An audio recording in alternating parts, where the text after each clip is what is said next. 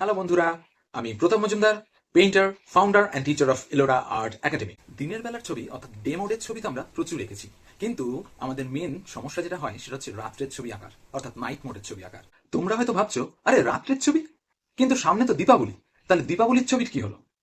আছে আছে, সেটারও সমাধান আছে। সামনে দীপাবলি আর নাইট মোড অর্থাৎ রাত্রের ছবি মিশিয়ে আমি দীপাবলির রাত্রের একটা সুন্দর ছবি তোমাদের জন্য নিয়ে এসে উপস্থিত হয়েছি। আর এই ছবিতে আমরা রাত্রির ছবিটা তৈরি করার সময় পুরোপুরি একই কালারে ছবিটাকে কালার না করে কালারফুল রেখেও কি করে রাত্রিটা বোঝানো সম্ভব, অর্থাৎ আলো এসে পড়েছে মানুষের শরীরে, সেটাও আমরা সুন্দর করে শিখে নিতে পারবো এই ছবির মাধ্যমে। তোমরা হয়তো ভাবছো যে ছবিটা হয়তো খুব কঠিন হতে পারে, কিন্তু না, ছবিটা খুব ইজি, খুব সিম্পল আমরা আঁকবো এবং কালার টেকনিক একটু চেঞ্জ করে আমরা রাতের এফেক্ট তৈরি করব, যেন গায়ের উপর সুন্দর আলো এসে পড়েছে। তো চলো আমরা দেখে নিই কিভাবে আমরা এই লাইট এফেক্ট এবং নাইট মোডের ছবি তৈরি করতে পারি।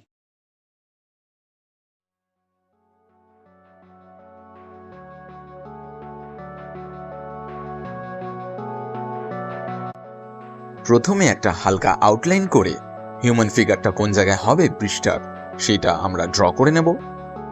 তবে মনে রাখতে হবে হিউম্যান ফিগারটি পেজের একদম সেন্টারে অর্থাৎ মাঝখানে না এঁকে একটু ডান দিক সরিয়ে ড্র করলে সব থেকে বেটার হয়।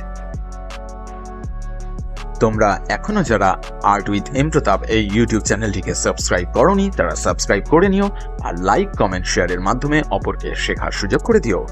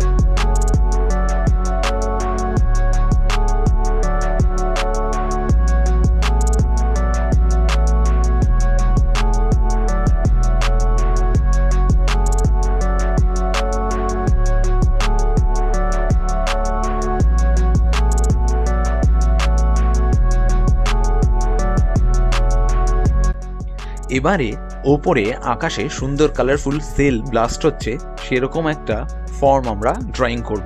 আমি এখানে সেল ব্লাস্টের ড্রয়িংটা খুব হালকা করে করেছি, তোমরা ড্রয়িং করার সময় স্কেচ পেনের ড্রয়িংটা ফলো করো। এবার আমাদের ছাদের রেলিংয়ে কিছুটা গ্যাপ দিয়ে দিয়ে লাইন দিয়ে কিছু প্রদীপ আঁকতে হবে।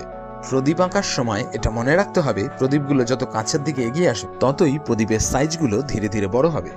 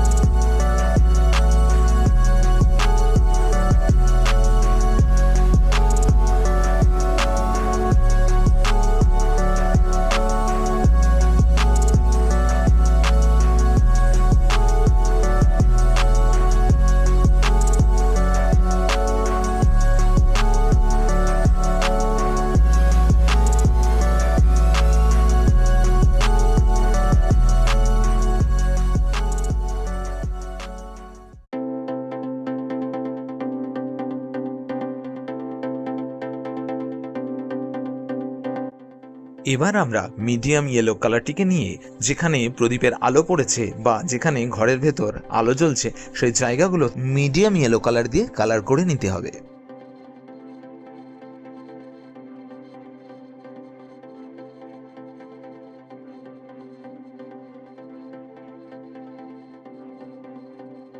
আমরা প্রদীপের জ্যোতিটাকে ভালো করে বোঝানোর জন্য প্রদীপের শিখার চারপাশে মিডিয়াম ইয়েলো কালারটিকে দিয়ে একটি গোল জ্যোতি বানিয়ে নেব।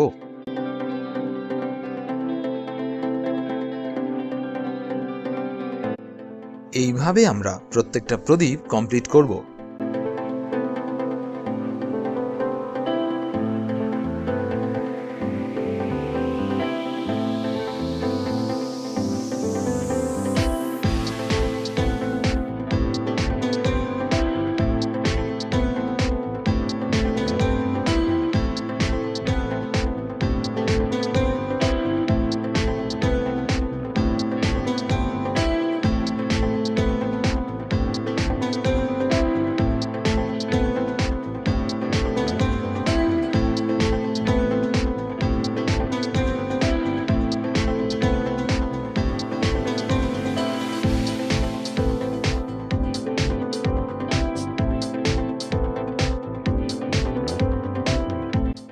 মেয়েটির পোশাকটি করার জন্য আমরা এখানে জেরেনিয়াম কালার অর্থাৎ সফট লাইট রেড কালারটি ব্যবহার করব।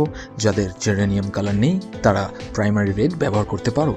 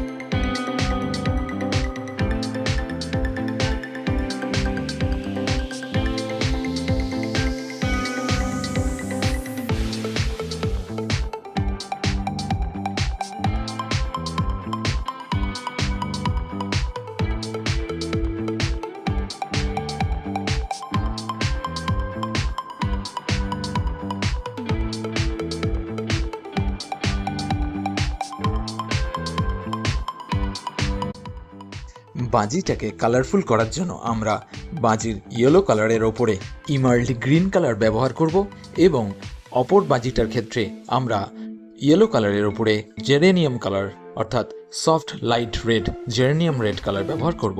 যাদের জেরেনিয়াম রেড কালার নেই তারা নর্মাল পিঙ্ক কালার কিংবা নর্মাল রেড কালার ব্যবহার করতে পারো, আর যাদের নর্মাল স্কাই কালার ব্যবহার করতে পারো।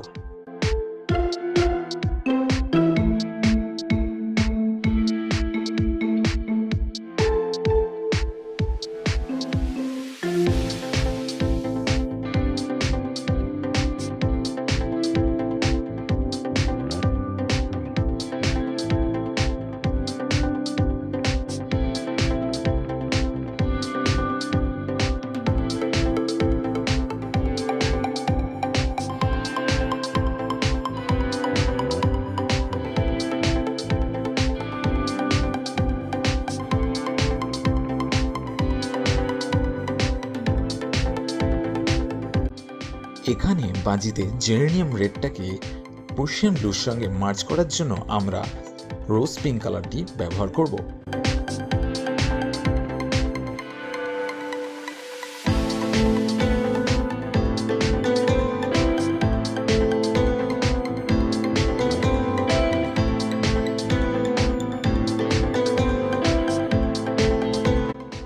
এবার আমরা শ্যাডো পার্টগুলো করার জন্য লালচে ব্রাউন কালার ইউজ করব।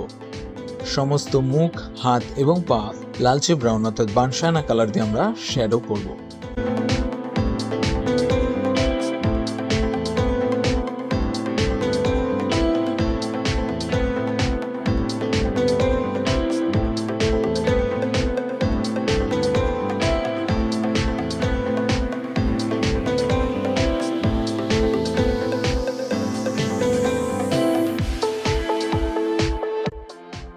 এখানে মেয়েটি ড্রেসে জেরেনিয়াম রেড অর্থাৎ সফট লাইট রেডের উপরে ডার্ক শ্যাডো দেওয়ার জন্য আমরা এখানে ক্যারামাইন কালার ব্যবহার করব।